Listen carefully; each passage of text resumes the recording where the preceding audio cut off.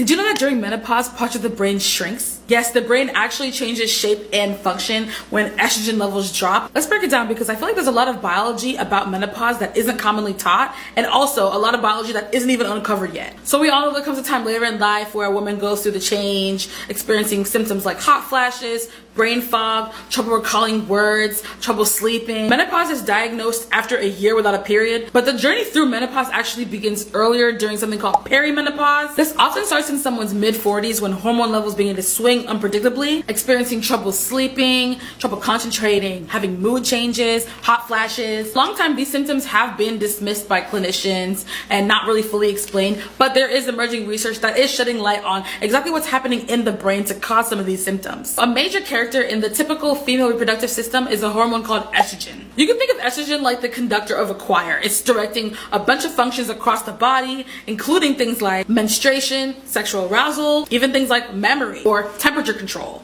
So during perimenopause, when estrogen levels start to swing a lot, the brain tends to get pretty confused. Let's go back to our conductor reference. Like, imagine if during a concert, the conductor of a choir just stepped on and off in the middle of the performance unpredictably. The choir could continue singing, but their music would probably falter a little bit, and they would take time to adjust to stay in tune and stay in rhythm, using only each other. My choir and band kids get it. Essentially, during perimenopause, the choir is confused, unable to rewire itself to a new normal because estrogen keeps rising back up again. Researchers have also found specific physical changes in the brain during menopause. For example, on average, women perform better than men on memory tests, and this starts right after puberty. However, this advantage over men is reduced with menopause. While the hippocampus, a brain area that's really important for memory formation, shrinks in size. Meanwhile, the hypothalamus, an area that regulates body temperature, nearly doubles in size during menopause, potentially contributing to these hot flash symptoms. The amygdala, an area involved in regulating emotions, also decreases in size,